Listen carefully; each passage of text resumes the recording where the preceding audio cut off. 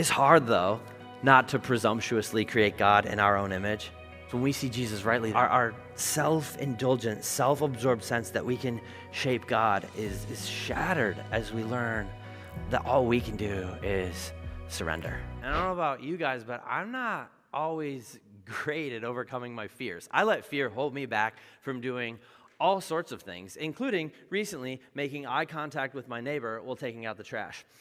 I have one neighbor who is particularly abrasive. Like, always looks angry, often is angry. And so just try not to synchronize when we're pulling out our trash on Mondays. But then, like, the other week, I was like, oh, Mike, you have to show the love of Jesus and just be nice. So just look up and say hi and ask how this person's day is going. And then we did, and as soon as we locked eyes, I panicked and just said, trash. Because, how could my neighbor have understood what I was doing with the wheeled bin if I didn't explain? It's trash. I'm so dumb, but I'm not into facing my fears, all right? I tried once. I looked a spider right in the eyes. It jumped. I jumped further. I was like, never facing my fears again. And I know I'm not the only one. I know I'm not the only person in this room who is timid in the face of things that seem scary. But you guys, if we're not careful, our fears will become our fences. They'll ultimately hold us back from the meaning and the impact we were meant to live with. And that's especially true when it comes to our faith. Unless we're able to courageously move beyond our fear, we'll never make the kind of impact for the kingdom that God placed us right here, right now to make. And this morning we're going to look at a story of two guys who had to face their fears and overcome them in order to move the mission forward. It's in Acts chapter 9. So if you have a Bible handy, you can crack it open to the book of Acts chapter 9. If you don't, you can follow along with the words on the screen. If you need a Bible or your kids need a Bible, we have them for all different ages. Back in the Next Steps area, they are completely free. They come with a reading plan, so please grab one before you leave today. But quick background before we jump in to Acts 9. A couple weeks ago, we were in Acts 7, and we talked about this guy named Stephen, who was the first martyr, the first person killed because of his faith in Jesus Christ. And in that story, there was this young Pharisee named Saul who was overseeing and approving of the execution. And we're going to run into that fun character again. But this time, after he's got a taste for blood, and he has now made it his life's mission to hunt down and arrest or kill a bunch of Christians so he can stop the Jesus movement in its tracks. This is what we read in Acts 9:1. Meanwhile, Saul was still breathing out murderous threats against the Lord's disciples. He went to the high priest and asked him for letters to the synagogues in Damascus, so that if he found any there who belonged to the way, whether men or women, he might take them as prisoners to Jerusalem. A couple interesting things here. First of all, Damascus was not particularly close to Jerusalem. It's not even in Israel. It's Syria. It's Gentile territory. It was an oasis on the edge of the Arabian desert, like an ancient city. And when we read this, what we got to realize is, for whatever reason, Paul believed there were Christians in Damascus, which is kind of cool, because if you flash back to the very beginning of this series in Acts 1:9, Jesus told his disciples that the good news of his gospel message was meant to go from Jerusalem to Judea to Samaria to everywhere else. And Damascus is the front edge of everywhere else, which means the church was on the move. Here's the irony of that, though. Part of the reason the church had begun to move is Saul. Like, he kept killing and arresting Christians, and so they spread out. And it's fascinating that what he was doing to try to persecute God's church actually brought about God's plan for his church. I found that really encouraging. That despite his best efforts to get in God's way, God worked anyway, because it means that our God has the power to transform anything and turn it completely upside down. And there are a few different things I want us to see in Acts 9 this morning, but the first one is this: Jesus turns opposition into opportunities. Like, We are going to face opposition as the church. There are going to be people who don't like the gospel and don't like its claim that Jesus is the only way. But what we got to know is that even when that feels scary, even when it feels like we're going to face societal opposition or personal opposition to bring the good news of Jesus Christ to the world, to say he stepped out of eternity into the human story and gave his life for you, we don't have to be afraid, or we at least don't have to let that fear win when we feel afraid. Because in God's economy, that opposition is just an opportunity for his light to shine even brighter against the backdrop of our dark world. Next interesting thing. The early church wasn't called Christians by this point in Acts. It wasn't even called the church or the ecclesia yet. They just called it the way. Because Jesus said, I am the way, the truth, and the life. And all these people who were following him weren't trying to set up a brand new religion. They were simply trying to walk in the way of Jesus, because they realized he's so powerfully transformative. You can't walk like him without living and loving like him. One of our core values at Revision Church is that saved people live like the Savior.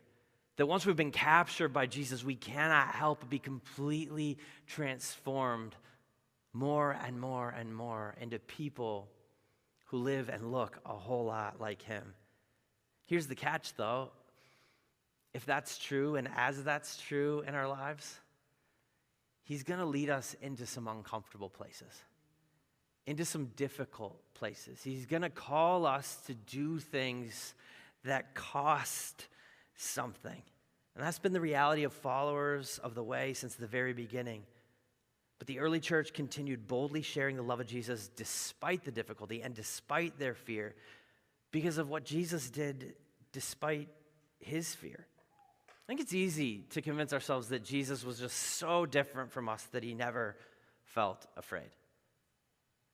But we forget that despite being fully God, he was fully human at the same time. In fact, Luke 22 tells us that on the night that he was arrested, as he was praying in Gethsemane, he was sweating blood.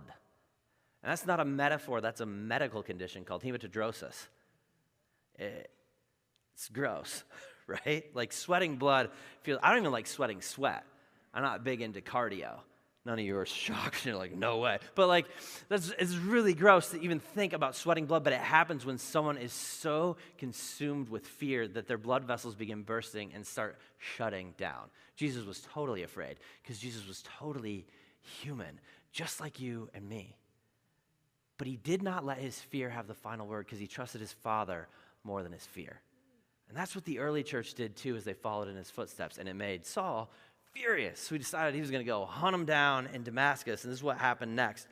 As he neared Damascus on his journey, suddenly a light from heaven flashed around him. He fell to the ground and heard a voice say to him, Saul, Saul, why do you persecute me? Who are you, Lord? Saul asked. A few things here. The fact that Saul immediately fell prostrate on the ground and addressed this figure who was talking to him as Kurios, as Lord, means he understood it was God talking to him. He was a Bible scholar. He knew if a bright light shines in the sky and your name gets said twice, Saul, Saul, Abraham, Abraham, Moses, Moses, God's got something to say. And what God had to say to him is, why are you persecuting me? I'm going to press pause real quick and ask us to try and put ourselves in Saul's shoes for a minute. His sandals, I guess. He lived before Nikes were invented. Poor sucker.